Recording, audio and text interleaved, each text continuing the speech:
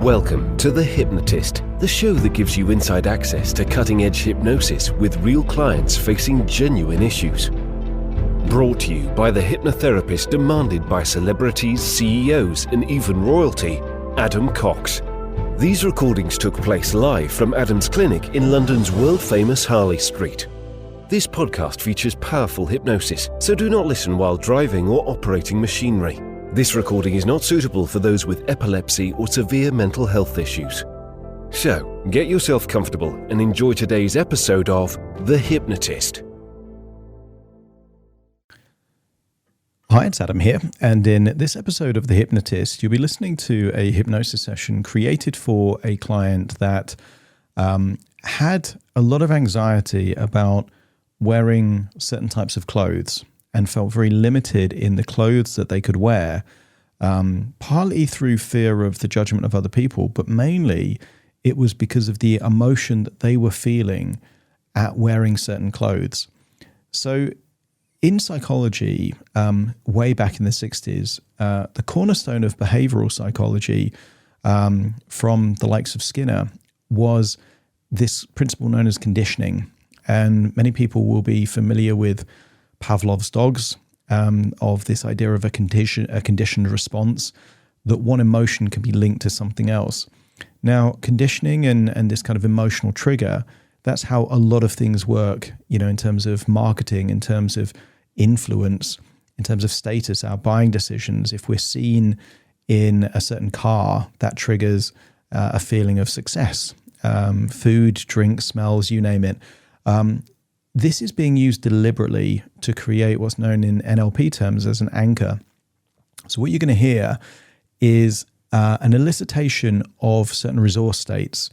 In this particular session, the client wanted to feel fearless, and they wanted to feel not just confident, but audacious, kind of like a high level of confidence. So these resource states, plus a flexible one that he could just choose whenever he wanted, was elicited, identified, disassociated at first, then associating into that state, but linking to a certain combination of clothes, so that in future, these clothes that are being considered undesirable are linked to a positive, resourceful emotion. So there's two wins there. First of all, it changes the association with clothes. And secondly, it creates a mechanism for this client to access these resource states, but also to create new resource states. So effectively, the wardrobe or the clothes become a way of feeling the most resourceful states possible, and there's lots of opportunity in that. So if you're listening to that, obviously think of your resourceful states. It might not be that courage or fearlessness or whatever it might be is the most desirable states for you, but just replace them maybe with something else, and that might be connection or mindfulness or something else. So find a quiet place where you won't be disturbed, relax, and enjoy the session.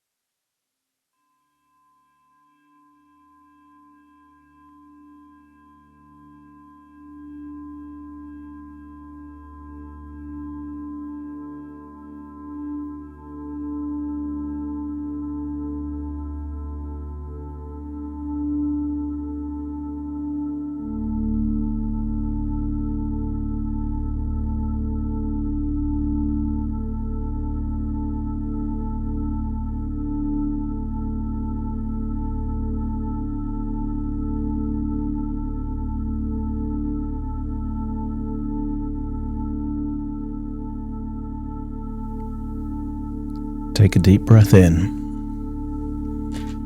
and as you breathe in a resourceful feeling of relaxation.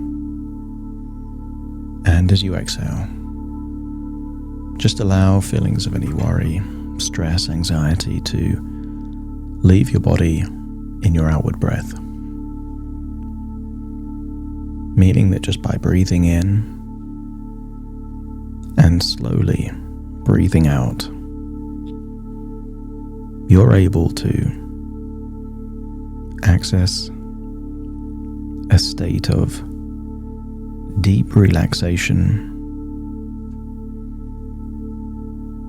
calmness, and discover a feeling of inner peace.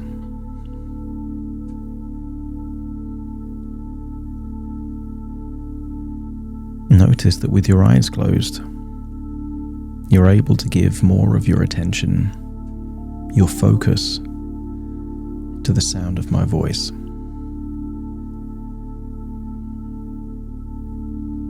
And I want you to notice that when you focus inwards onto those things that only you know, you leave the outside world and you go inwards into an inner world. No one else knows how fast or slow you're breathing. No one can know when you hold that breath and then release it. As you feel like tension is leaving your body, you notice other things too. A calmness, a peacefulness. As your breathing slows down even more, feeling more of that tension leave your body, and breathing in a wonderful feeling of resourcefulness. I want you to get a sense that you're becoming even more connected. Connected with the part of you that is responsible for change. Powerful change. There's been times in your life that you felt one way, and then later in life you felt something else, even if it was the same environment. Therefore, change isn't just possible, it's inevitable. And one of the most powerful changes you can make is the emotions you access when you choose to access them. Many people are wandering through lives, triggered by things they don't understand. Someone's rude to them, they get angry.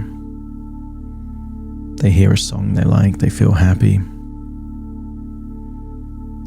Living lives in a constant state of being triggered and reacted by those things outside of them. But I wonder how useful it would be to create useful, powerful, emotional states simply because you choose that that's what you want to feel. And what if we could train your brain to link those emotions to other choices that you make, like the clothes you wear, or the fragrance you spray on yourself, perhaps before leaving a home. And for the sake of creating a model of change, let's use your imagination to imagine that you are in a bedroom of a luxurious mansion. And I want you to imagine that somewhere in this bedroom is a walk-in wardrobe. A large walk-in wardrobe, the equivalent of a reasonable sized bedroom, filled with full-length mirrors. But interestingly, the clothes in this walk-in wardrobe are clothes that you already have access to. Maybe the fragrances that are there on a cabinet or in a drawer are the same fragrances you already have access to. The rack of shoes are your shoes. But there's something powerful about this walk-in wardrobe. It has the ability for you to link emotions of the past to the clothes you have in the present. I want you to imagine standing in front of a full-length mirror, there in that walk-in wardrobe. And I wonder what would happen if you thought back to a time when you felt fearless. Maybe it was a long time ago, maybe it was recently. But as you look at yourself in the mirror, I want you to reconnect with a time in your life when you felt fearless. And I want you to see what you were doing back then when you were fearless. You did something that would normally create fear, and yet it didn't in this case. And see yourself with the absence of fear. See your posture. See how you were walking, how you were breathing. And then I want you to make one change. I want you to see yourself back then as you were, but wearing a specific combination of clothes that you now have access to. And I want you to imagine seeing that version of you that was fearless, wearing those clothes that you now have. Decide on the shoes, the trousers, the top, any accessories. And I want you to see yourself spraying a fragrance on.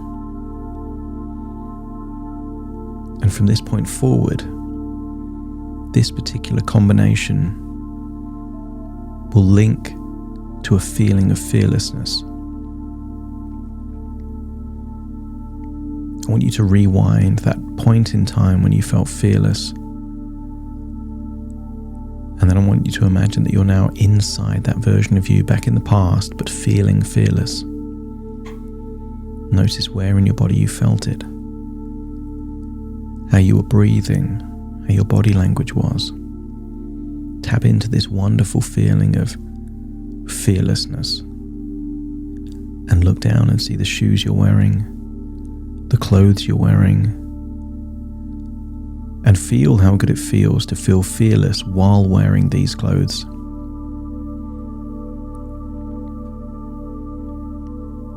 And I want you to do something physical in this moment that you would be able to do while wearing these clothes. Maybe it's feeling the texture of fabric somewhere on your body.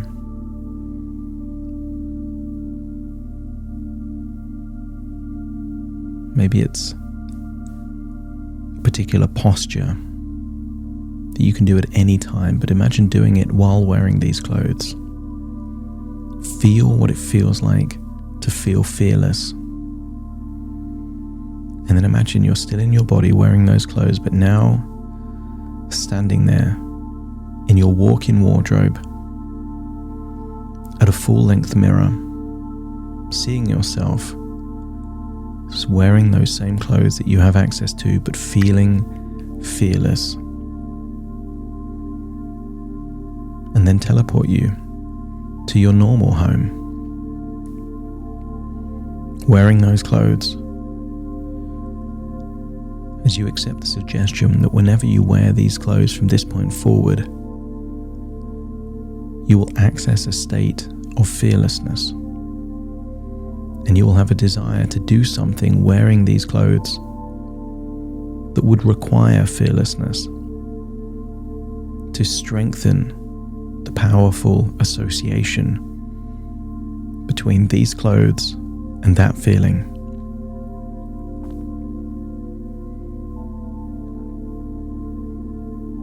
Then Then I want you to imagine a time where you're back in that walk-in wardrobe staring at yourself in a mirror, but this time imagine someone that you consider to have the quality of audacity. Someone with such self-belief, self-confidence, that they believe in themselves and their ability to do things that they've never done before. Willing to bet on themselves. Willing to do what hasn't been done. To pursue anything with an expectation that it will just go to plan. I want you to observe that person, and wherever they would be with this particular characteristic of audacity,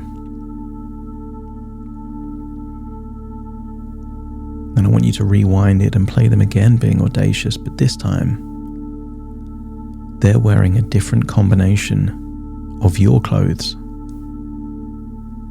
They still have that audacity, but that audacity is now linked to certain things on your feet, on your legs, on your body.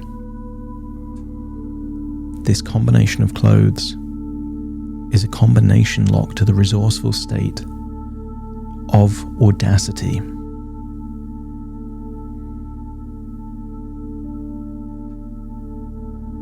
And when you see this person filled with this feeling of audacity while wearing your clothes, I want you to accept the suggestion that the feeling of audacity is being linked to the clothes, and the clothes will link to the emotion. Rewind it again and now go into that person's experience, the person brimming with audacity, feeling audacious, looking down and seeing that you're wearing your clothes, a particular combination of clothes, but feeling that feeling of absolute inner belief, self-confidence. Beyond confidence, this is confidence amplified. There is nothing you don't think you can do with this feeling of audacity.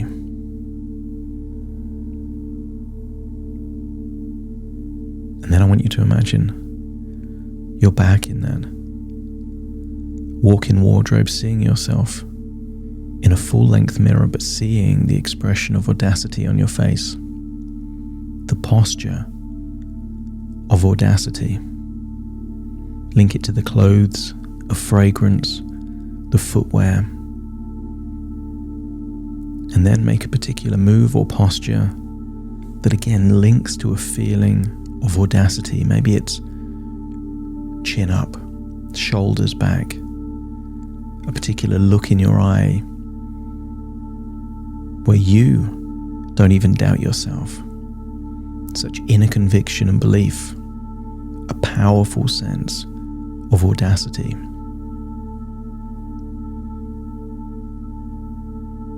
And I want you to imagine a point in the future, maybe just a few days, a week in the future, where you will want this feeling of audacity. And I want you to imagine that you're putting on these clothes, this combination, and as you do so, the clothes themselves make you feel not just confident, but more than confident. That you can believe in yourself like never before. That the clothes themselves are a trigger, an anchor for a powerful feeling of audacity. And the next time you do this, you will have a desire to do something that requires audacity. That will recharge the link between emotion and the clothes you're wearing. And the more you do it, the more these clothes will create that feeling. I want you to move yourself back into that imaginary walk-in wardrobe and think of a resource that may be useful for you now. Maybe it's courage. Maybe it's creativity.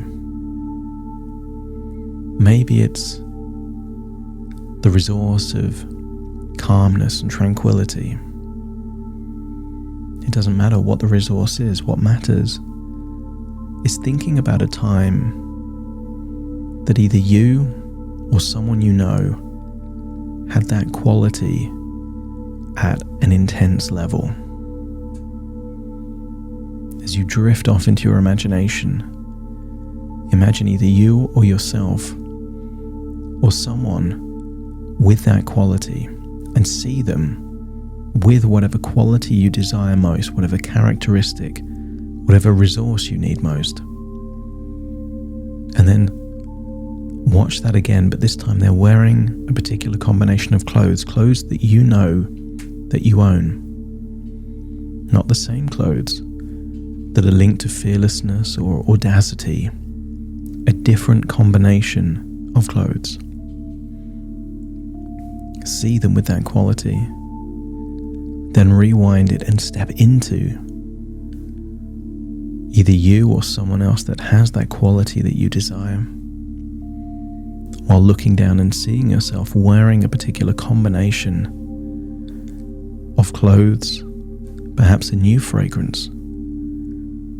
And all of these things are powerful anchors that will link into this feeling, so that the next time you wear this combination of clothes, it will access this particular emotional resource or quality or characteristic. Imagine you're back there wearing those clothes in your walk-in wardrobe, seeing your reflection in a full-length mirror, but seeing that quality you desire in your facial expressions, your posture, as you look at yourself in the reflection. I want you to get a sense that this is a useful, resourceful state in certain circumstances. And you will have a desire to wear these clothes when you need this resource. Make a different posture, facial expression, or even a physical sensation. A clenched fist for strength, maybe. Maybe a slow outward breath for calm, for courage. Imagine the posture of a superhero and adopt that posture. From this point forward, the combination of these clothes, that posture, perhaps a smell that's around in the air, will trigger this emotional state, a useful emotional state, and then think of the next time that you might need to use this emotional state.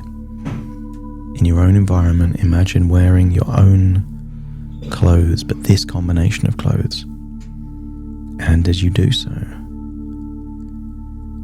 reactivate that feeling, that quality, whatever it was.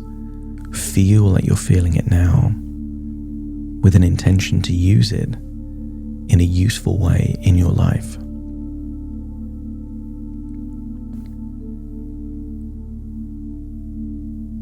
And then imagine you're back in your home. It's at some point in the future. Maybe one day you want to feel fearless. So imagine getting dressed in that particular combination of clothes that created that feeling. Maybe it's a day when you want to feel not just confident but audacious, brimming with audacity. And then imagine wearing that combination of clothes, looking at yourself in the mirror, having a particular posture, the one that triggers this feeling of audacity, and feel like you feel it within you. And then imagine doing something that would need audacity to be done well. I want you to accept the suggestion that emotions can be linked to things,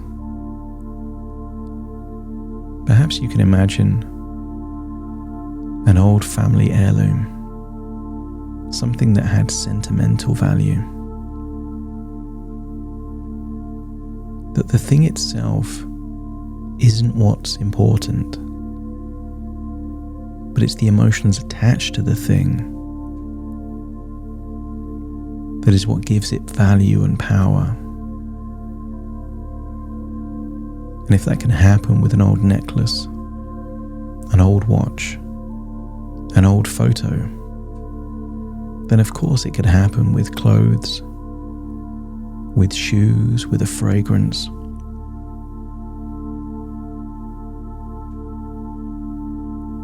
Sometimes in sports tournaments, a player might get superstitious,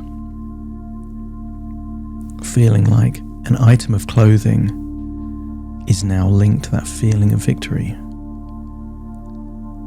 So they wear the same item, not even washing it, again and again, each time reinforcing this belief that the thing itself is somehow linked to an emotion, a resource, or a quality. It could be even luck, confidence, self-belief. And that same way of thinking, you are now thinking about all those clothes, thinking of them as ingredients to access emotions that can create new feelings of powerful confidence, courage, fearlessness, and any other emotion that might be useful for you. But you're also unlocking a feeling of creativity and open-mindedness, a willingness to test it until you get the right combinations that work well for you. Feel like you're returning to the present, but taking these ideas, these ways of thinking with you. Take a deep breath in through your nose and out through your nose. Wiggle your fingers, wiggle your toes, get a sense that you're returning back into your body fully present, with a desire to perhaps wear some clothes linked to an emotion that open doorways of possibility into your life, starting to count to awaken you. 1, 2, 3, waking up. 4, 5, 6, more alert. 7, 8, open your eyes, open your eyes. 9, 10, wide awake, wide awake, wide awake.